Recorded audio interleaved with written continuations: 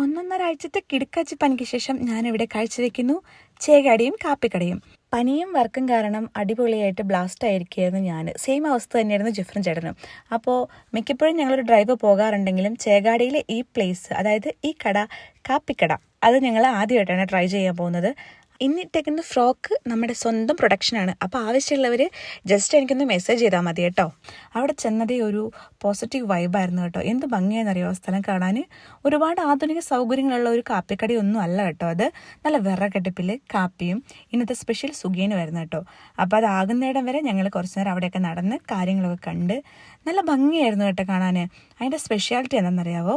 കച്ചിയിൽ മേഞ്ഞൊരു കടയാണ്, ചെറിയ ചെറിയ കുടിലുകളായിട്ട് ചുറ്റും വിളഞ്ഞു കിടക്കുന്ന നെൽപ്പാടങ്ങൾ. എൻ്റെ അമ്മ വേറെ എന്ത് വേണം. അപ്പോൾ ഞങ്ങൾക്ക് കിട്ടിയ കാപ്പിയും സുഖീനൊക്കെ കഴിച്ച് പതുക്കെ ടാറ്റാ ബൈ ബൈ പറഞ്ഞു.